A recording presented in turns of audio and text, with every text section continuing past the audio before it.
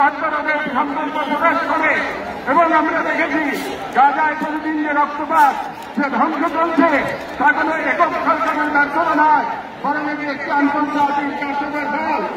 এবং এই ব্যর্থতা শুধু নিরাপত্তার মধ্যেই সীমাবদ্ধ নয়, বরং পশ্চিমা শক্তি বলয়ের অনেক রাষ্ট্র সরাসরি দখলদার ইসরায়েলকে অস্ত্র, অর্থ ও কূটনৈতিক সহায়তা দিয়ে এই গণহত্যাকে দীর্ঘস্থায়ী করেছে এবং এই বিশ্ব ব্যবস্থা দখলদার ইসরায়েলকে প্রশ্নবিদ্ধ না করে বরং রক্ষা করার পরিযোগিতায় নেমেছে।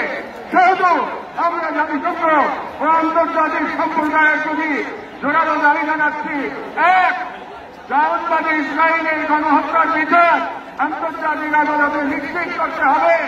দুই, যুদ্ধবিরতি নয়, গণহত্যা বন্ধে কার্যকর ও সম্মিলিত পদক্ষেপ গ্রহণ করতে হবে। তিন, 1967 সালে পূর্ববর্তী ভূমি ফিরিয়ে দেওয়ার জন্য বাধ্যবাধকতা তৈরি করতে হবে। চার, পূর্ব জেরুজালেমকে ফিলিস্তিন রাষ্ট্রের রাজধানী হিসেবে আন্তর্জাতিকভাবে স্বীকৃতি দিতে হবে।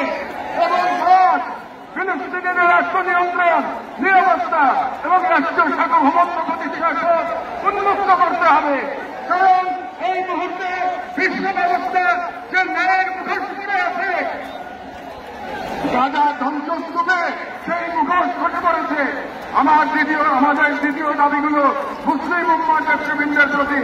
যেহেতু আমরা বিশ্বাস করি ফিলিস্তিন কেবল একটি ভূখণ্ড নয়, এটি মুসলিম উম্মাহর আত্মপরিচয়ের অংশ এবং গাজা এখন কেবল একটি যুদ্ধবিধ্বস্ত শহর নয়, এটি আমাদের সম্মিলিত ব্যর্থতার বেদনাদায়ক প্রতিচ্ছবি। এবং উম্মাহর প্রতিটি সদস্য, প্রতিটি রাষ্ট্র এবং প্রতিটি নেতৃত্বের মধ্যে অর্পিত সেই আমানত যে আল্লাহ প্রদত্ত ভ্রাতৃত্ব ও দায়িত্বের সূত্রে আবদ্ধ। এবং ইসরায়েল একটি অবৈধ দখলদার গণহত্যাকারী রাষ্ট্র, যা মুসলিমদের প্রথম কিবলা ও একটা পুরো জনগোষ্ঠীর অস্তিত্ব নিশ্চিহ্ন করতে সর্বশক্তি নিয়োগ করেছে। এবং ভারতের হিন্দুত্ববাদ আজ এই অঞ্চলের জায়নবাদী প্রকল্পের প্রতিনিধিতে পরিণত হয়েছে। মুসলমানদের বিরুদ্ধে সুপরিকল্পিত দমন নির্যাতন চালিয়ে যাচ্ছে। এবং ভারতের সম্প্রতি ওয়াকফ সম্পত্তি আইনে হস্তক্ষেপের মাধ্যমে মুসলিমদের ধর্মীয় ঐতিহাসিক অধিকার ধারণ করা হয়েছে, যা উম্মার জন্য একটি স্পষ্ট সতর্কবার্তা। সেহেতু আমরা মুসলিম বিশ্বের সরকার ও ওআইসির মতো মুসলিম উম্মার প্রতিনিধিত্বকারী সত্যগ্রন্থীগণ নিকট দৃঢ়ভাবে আহ্বান জানাই, এক, ইসরায়েলের সাথে অর্থনৈতিক, সামরিক ও কূটনৈতিক সকল সম্পর্ক অবিলম্বে ছিন্ন করতে হবে। দুই, জায়নবাদী রাষ্ট্রের বিরুদ্ধে বাণিজ্যিক অবরোধ ও নিষেধাজ্ঞা আরোপ করতে হবে। তিন, গাজার মজলুম জনগণের পাশে চিকিৎসা, খাদ্য, আবাসন ও প্রতিরক্ষা সহযোগিতা সহ সর্বাত্মক সহযোগিতা নিয়ে দাঁড়াতে হবে। চার, আন্তর্জাতিক পর্যায়ে ইসরায়েলকে একঘরে করতে সক্রিয় কূটনৈতিক অভিযান শুরু করতে হবে। এবং পাঁচ, জায়নবাদের দোষর ভারতের হিন্দুত্ববাদী শাসনের অধীনে মুসলিমদের অধিকার হরণ, বিশেষ করে ওয়াকফ আইনে রাষ্ট্রীয় আগ্রাসনের বিরুদ্ধে ওআইসি ও মুসলিম রাষ্ট্রগুলোকে দৃঢ় প্রতিবাদ ও কার্যকর কূটনৈতিক অবস্থান নিতে হবে। কারণ গাজার রক্ত প্রবাহে আমরা লজ্জিত হওয়ার আগে গাজার পাশে দাঁড়ানোই উম্মার জন্য সম্মানের একমাত্র পথ। এবং যে নেতৃত্ব আজ দৃঢ় কাল ইতিহাসের কাঠগড়ায় দাঁড়াতে বাধ্য হবে। আমাদের তৃতীয় দাবিগুলি বাংলাদেশ সরকারের প্রতি। যেহেতু বাংলাদেশ একটি মুসলিম সংখ্যাগরিষ্ঠ রাষ্ট্র, যার স্বাধীনতা সংগ্রামের ভিত্তিতে নিহিত রয়েছে অন্যায় অবিচারের বিরুদ্ধে প্রতিরোধের চেতনা। এবং আমরা বিশ্বাস করি ফিলিস্তিনের প্রশ্নে বাংলাদেশ কেবল মানবতার নয়, ইমানের পক্ষেও এক ঐতিহাসিক অবস্থানে রয়েছে। এবং একটি গণতান্ত্রিক রাষ্ট্র হিসেবে সরকারের দায়িত্ব জনগণের ইমানি ও নৈতিক আকাঙ্ক্ষার প্রতি শ্রদ্ধা রাখা। এবং বাংলাদেশের জনগণ গাজার পাশে থাকার অঙ্গীকার করেছে, তাই রাষ্ট্রীয় পর্যায়ে নীরবতা এই জন আকাঙ্ক্ষার প্রতি অবজ্ঞার সামিল। সেহেতু আমরা বাংলাদেশ সরকারের প্রতি দৃঢ়ভাবে আহ্বান জানাই, এক, বাংলাদেশি পাসপোর্টে এক্সপ্রেস ইসরায়েল শর্ত পুনর্বহাল করতে হবে। দেওয়ার অবস্থান আরো সুস্পষ্টভাবে প্রকাশ করতে হবে।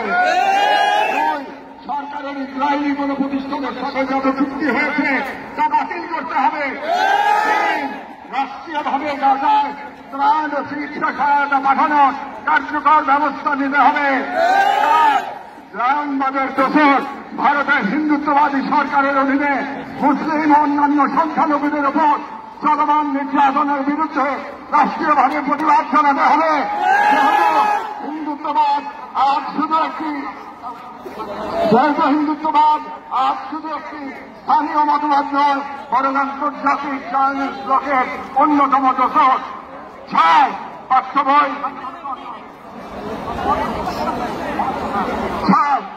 বই ও শিক্ষানীতিতে আল-আকসা, ফিলিস্তিন এবং মুসলিমদের সংগ্রামী ইতিহাসকে অন্তর্ভুক্ত করতে হবে,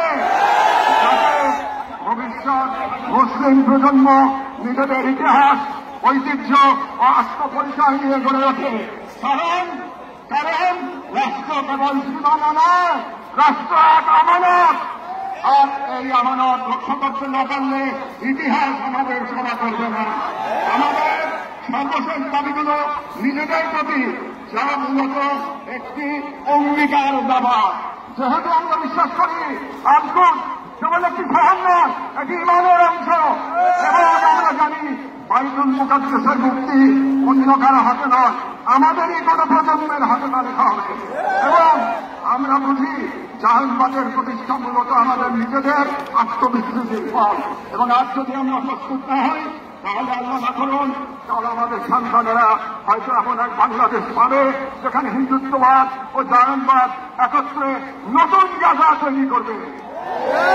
এবং গাজা আমাদের জন্য এক আয়না, যেখানে আমরা দেখতে পাই কিভাবে বিশ্বাসী হওয়া মানে কেবল বেঁচে থাকা নয়, সংগ্রামে দূরে থাকা। সেহেতু আমরা এই মাটির মানুষ, এই মুসলিম ভূখণ্ডের নাগরিক, এই কওমের সন্তান এবং সর্বোপরি মুসলিম উম্মার সদস্য একটি অঙ্গীকার করছি। এক, আমরা সকলে স্বতঃস্ফূর্তভাবে বয়কট করব প্রত্যেক সেই পণ্য, কোম্পানি ও শক্তিকে যারা ইসরায়েলের দখলদারিত্ব টিকিয়ে রাখে। আমরা আমাদের সমাজ এবং ভবিষ্যৎ প্রজন্মকে প্রস্তুত করব যারা ইসলাম ও মুসলিম উম্মার সকল প্রতীক ও নিদর্শনকে সংরক্ষণ ও পুনরুদ্ধার করবে ইনশাআল্লাহ। আমরা আমাদের সন্তানদের এমন ভাবে গড়ে তুলব যারা নিজেদের আদর্শ ভূখণ্ড রক্ষায় জাহান্নামের সর্বোচ্চ থেকে প্রস্তুত থাকবে। আমরা বিভাজিত হব না, কারণ আমরা জানি বিভক্ত জনগণকে দখল করতে দেরি হয় না। আমরা ঐক্যবদ্ধ থাকবো যাতে এই বাংলাদেশ কখনো কোনো হিন্দুত্ববাদী প্রকল্পের পরবর্তী গাজায় পরিণত না হয়। আমরা শুরু করব নিজেদের ঘর থেকে, ভাষা, ইতিহাস, শিক্ষা, সংস্কৃতি, অর্থনীতি, সমাজ সবখানে এই অঙ্গীকারের ছাপ রেখে আমরা মনে রাখবো গাজার শহীদরা কেবল আমাদের দোয়া চান না, তারা আমাদের প্রস্তুতি চান।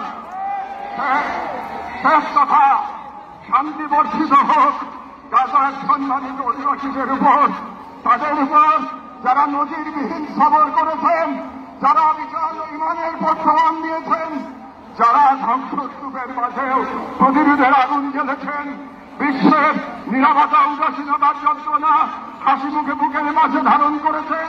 শান্তি বর্ষিত হোক তাদের প্রতি যারা নাম রেখে গেছেন ইজ্জতের ক্ষতি আনে। শান্তি বর্ষিত হোক হিন্দ রাজব, রিম এবং ফাতি আবু সালেহ সহ সকল শহীদদের উপর, যাদের রক্ত দ্বারা গাজার পবিত্র ভূমি আরো পবিত্র হয়েছে, যাদের চোখে ছিল প্রতিরোধে অগ্নিশিখা। শান্তি বর্ষিত হোক বাইতুল মুকাদ্দাসের গর্বিত অধিবাসীদের উপর, যাদের হৃদয়ে এখনো ধ্বনিত হয় আল-কুদস লানা, আল-কুদস আমাদের। গাজার জনগণকে অভিনন্দন। আপনারা ইমান, সবর আর কুরবানির মহাকাব্য রচনা করেছেন, দুনিয়াকে দেখেছেন ইমান আর তাওয়াক্কুলের শক্তি। আমরা বাংলাদেশের মানুষ শাহজালাল আর শরীয়তুল্লাহর ভূমি থেকে দাঁড়িয়ে আপনাদের সালাম জানাই, আপনাদের শহীদদের প্রতি ভালোবাসা ও শুভেচ্ছা জানাই। আর আমাদের কণ্ঠে উচ্চারিত হয় এই দোয়া, হে আল্লাহ, গাজার এই সাহসী জনপদকে তুমি সেই পাথর বানিয়ে দাও যার উপর দিয়ে ভেঙে পড়বে চাইনিজদের সব ষড়যন্ত্র। বাংলাদেশের আমাদের পক্ষে। Palestine solidarity movement Bangladesh